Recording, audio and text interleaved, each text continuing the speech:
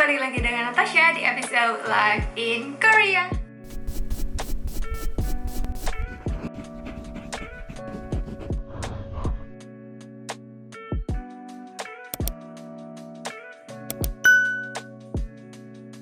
Nah, kalian sebelum nonton video kali ini pasti udah baca dong judulnya. Aku mau bahas apa? Iya, aku bakal bahas hal-hal apa sih yang perlu kalian ketahui atau yang perlu kalian persiapkan sebelum kalian memutuskan untuk iya gue mau tinggal di Korea gitu ya. Karena aku merasa ini penting banget supaya kalian pas nyampe nggak kaget juga. Nah, pembahasan hari ini akan aku bagi jadi 4 poin besar. Yang pertama ada bahasa, yang kedua adalah mental, yang ketiga culture atau budaya, dan yang keempat adalah musim atau cuaca. Nah, yang pertama ini kenapa bahasa? Karena aku yakin sebagian besar kalian udah tahu ya kalau misalnya orang Korea itu banyak yang nggak bisa bahasa Inggris, apalagi yang angkatan tua. Angkatan mudanya mungkin ada beberapa yang bisa, tapi tetap saja belum merata. Jadi penting banget untuk setidaknya kalian udah bisa bahasa Korea sedikit aja. Yang penting kalian bisa komunikasi dengan penduduk lokal, apalagi saat membeli makan gitu kan ya, atau saat kalian ke convenience store. Jadi setidaknya ya bisa hidup lah gitu. Kalau misalnya bener-bener buta sama sekali nggak bisa bahasa Korea, jujur berat sih pasti di awalnya, pasti butuh penyesuaian dan bener-bener pusing tuh pasti ya kalau misalnya nggak bisa sama sekali ya. Jadi penting banget untuk kalian belajar dulu bahasanya, setidaknya bisa baca, setidaknya bisa daily conversation gitu, nggak usah yang muluk-muluk, yang penting bisa nanya ini harganya berapa ya, iko ya kalau atau enggak misalnya iko 뭐예요, ini apa, kalau nggak 화장실 어디예요, toilet ada di mana gitu kan. Setidaknya yang simple-simple itu kalian bisa supaya ya at least kehidupan kalian lebih mudah nantinya di Korea gitu ya. Apalagi banyak banget tempat-tempat yang kayak ada petunjuk-petunjuknya, atau misalnya restoran-restoran juga menu-menunya tuh nggak ada bahasa Inggrisnya sama sekali, bahkan romansinya nggak ada, jadi cuma ada si hangulnya aja, nggak ada tulisan alfabetnya sama sekali. Jadi kalau kalian mau bertahan hidup kalau kalian mau bertahan gitu ya dengan lebih nyaman, ya tentunya perlu banget supaya setidaknya bisa baca dan bisa ngomong sedikit lah. Apalagi kalau misalnya kalian punya budget terbatas ya, untuk restoran-restoran yang kelasnya mungkin kayak warteg di Indonesia gitu, yang murah lah istilahnya, bersahabat di kantong, itu biasanya tuh nggak ada bahasa Inggrisnya. Jadi kalian setidaknya harus bisa baca menunya daripada nanti salah pesan, benar kan?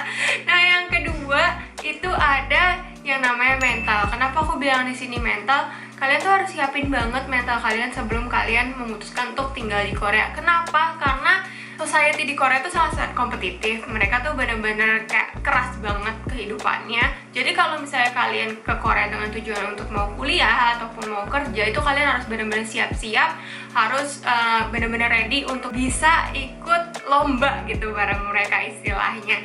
Jadinya harus kuat-kuat mental juga, karena selain itu Korea itu nggak seramah dan seindah yang dipikirkan, nggak sedramatis yang kalian nonton di drama gitu ya. Di drama itu semua hanya dilebih-lebihkan, dibuat indah gitu, padahal aslinya tuh nggak kayak di drama.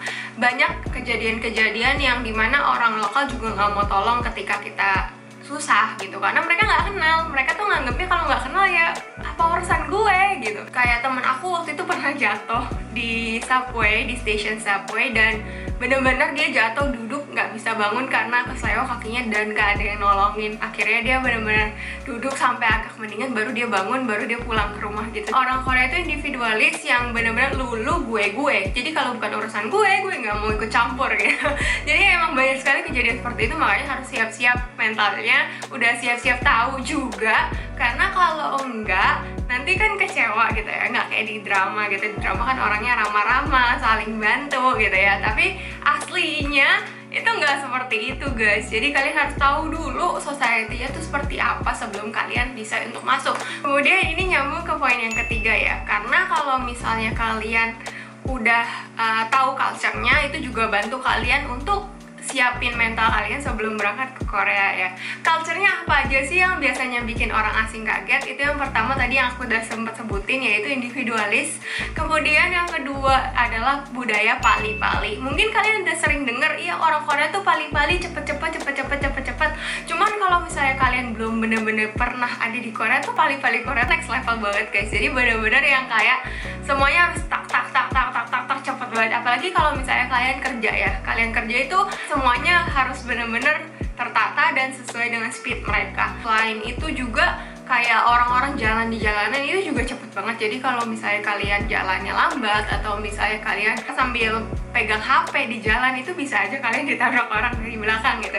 Nah itu salah satunya budaya Pali-Pali, itu bener-bener yang semuanya harus cepat, semuanya harus tertata gitu. Nah, tapi di sini Pali-Pali juga ada sisi positifnya juga. Contohnya dari sisi kalau kalian pesan makanan delivery gitu ya, bedal, itu tuh cepat banget nyampe ya, dan biasanya sesuai dengan sistem di aplikasinya udah ada tulis jam berapa nyampe, biasanya jam segitu nyampe. Kemudian juga dari segi kayak ekspedisi gitu ya, kurir gitu, itu juga cepat kalau kalian belanja online. Terus kalau kalian ke bank atau ke fasilitas pemerintah, itu juga pelayanannya biasanya sudah tertata dan cepat prosesnya, biasanya nggak lama-lama gitu, nggak bertele-tele. Kemudian mungkin di sini juga ada budaya Sulmunhwa. Sulmunhwa ini aku udah pernah bahas di video Culture Shock sebelumnya, kalian bisa cek. Tapi kalau misalnya kalian belum tahu nih tentang Sulmunhwa, itu pasti kalian shock juga awalnya, karena beda banget dengan yang digambarkan di drama sama aslinya seperti apa gitu. Nah ini mau kalian kuliah atau kerja itu sama aja sih sebenarnya. Mungkin kalau misalnya tujuan kalian jadi PMI untuk yang kerja di pabrik, itu nggak gitu berasa untuk Sulmunhwanya. Tapi kalau misalnya untuk kalian kerja kantoran dan untuk kuliah apalagi, itu berasa banget. Yang dimana kalau anak kuliahan itu ya party all the time, apalagi baru masuk kuliah, masih freshman, baru bebas dari sekolah 12 tahun gitu ya, gitu masuk kuliah legal, bisa minum alkohol, party all the time. Bener-bener yang minumnya parah banget, bisa sampai subuh, bisa sampai pagi lagi gitu. Jadinya itu mungkin kalau misalnya kalian belum tahu, kalian juga akan kaget, karena budaya minum alkohol ini merupakan salah satu ajang koneksi juga gitu loh, untuk saling kenal. Apalagi masih kuliah, kalau mau cari temen akan lebih gampang kalian dapet temen kalau kalian ikut ya acara minum-minum seperti itu. Demikian juga kalau kalian sudah kerja gitu, biasanya dia namanya Hweshik. Hweshik ini tuh kayak team dinner yang ujung-ujung pastinya minum alkohol lagi. Jadi setelah makan-makan pasti diajak minum-minum juga gitu. Aku untungnya waktu kerja itu timnya nggak selalu di tempat, karena aku global kan ya, global team. Jadinya tim aku tuh sering mencar-mencar kemana-mana gitu. Jadinya jarang Hweshik karena jarang semuanya ngumpul gitu kan. Kirain bisa Hweshik semuanya ngumpul, COVID. Jadinya ya itu untung di satu sisi sih. Cuman kalau misalnya di luar hal itu, di kantor-kantor pada umumnya pasti sering Hweshik setia sebulan sekali, bahkan ada yang seminggu sekali gitu. Jadi ya kalau misalnya kalian mau kerja kantoran harus siap-siap aja, karena kalau misalnya kalian bilang nggak bisa, nggak mau ikut gitu kan, apalagi kalau sering kalian nolak nggak mau ikut, kalau syukur-syukur bosnya pengertian gitu, bosnya open minded, itu nggak apa-apa. Tapi kalau misalnya bosnya konde atau yang artinya kolot, itu ya pasti dinyinyirin juga sih, kok ini anak nggak pernah ikut, kok anak ini nolak terus, pasti ada omongan nantinya di belakang gitu ya.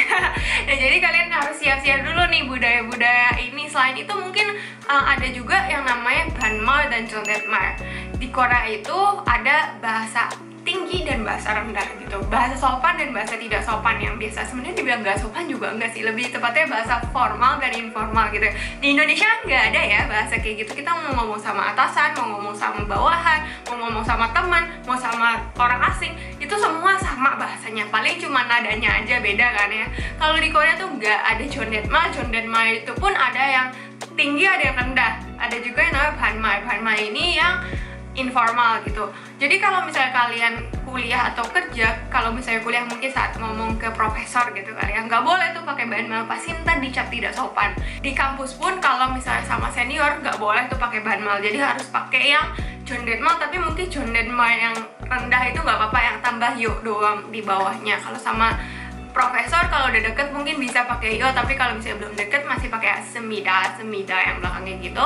Nah demikian pula kalau di kantor gitu, kalau sama senior atau sama atasan yang pangkatnya lebih tinggi pastinya harus pakai jondaetmal juga. Apalagi kalau ngomong sama yang eksekutif gitu kayak CEO, direktur gitu kan, pasti ya harus yang semida gitu kan, ishimida gitu, yang bener-bener yang bahasa tinggi, bahasa halusnya Korea gitu. Jadi itu kalian harus bisa tahu, harus bisa bedain gitu. Mungkin awal-awal agak susah kalau misalnya baru pertama kali datang ke Korea. Biasanya sih rata-rata orang memaklumkan, cuman pasti ditegur. Ini nggak boleh ngomong kayak gini gitu. Pasti kelihatan deh mukanya orang kaget kalau misalnya dia harusnya lebih tinggi dari kalian posisinya, terus kalian ngomong banma ke mereka, pasti muka mereka kaget awalnya. Cuman kalau baru biasanya sih sedikit dimengerti. Cuman kalau mau cepat bisa blend in ya tentunya harus tahu juga dari situ. Jadi itu penting supaya kalian tahu dari sebelum awal ke Korea gitu ya guys. Yang keempat ini musim atau cuaca ya. Mungkin kalian nanya, ada apa emang dengan musim dan cuaca? Kan kita udah tahu karena ada 4 musim di Korea. Ada spring, summer, autumn, winter kan ya. Kenapa gitu? Nah, ini mungkin sebagian besar dari kalian kadang suka miss di sini. Aku pun gitu waktu awal ke Korea ya. Jadi dari 4 musim itu yang suhu udaranya mirip-mirip dengan di Indonesia itu hanya summer.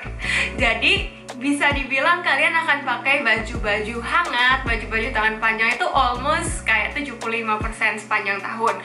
Kalau winter mungkin akan jauh lebih tebal, kalau spring atau autumn itu akan kayak lebih tipis-tipis tapi tangan panjang juga, karena kan adem-adem juga nih, sekitar mungkin di 20 belasan sampai 20-an derajat itu masih adem-adem kan. 15 itu udah lumayan dingin sebelum masuk ke winter, nanti sampai minus berapa tergantung kalian tinggal di kota mananya di Korea gitu kan ya. Jadi akan lebih baik kalau misalnya kalian mempersiapkan baju-baju yang akan kalian bawa itu fokus ke baju-baju tangan panjang, baju-baju yang hangat, bukan baju-baju tipis summer ala Indonesia gitu.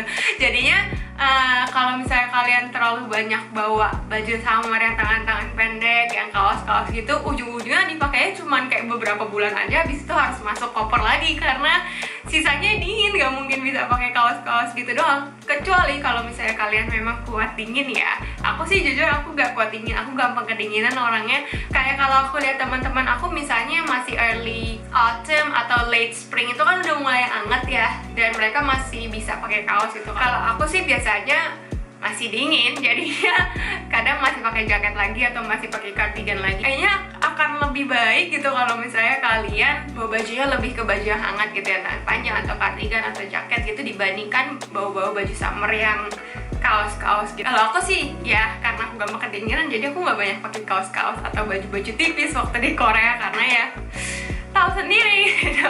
Kalau misalnya bawa banyak baju tipis, ujung-ujungnya harus kayak dilapis lagi, double lagi gitu. Jadi akan berat ya kalau badan bawa baju banyak-banyak gitu. Nah mungkin hari ini itu aja 4 poinnya ya harus kalian ketahui sebelum kalian datang ke Korea gitu. Apa sih yang harus dipersiapkan gitu, apa yang harus di-prepare dulu sebelum melangkahkan kaki ke Korea, sebelum mantep untuk bisa tinggal di Korea gitu.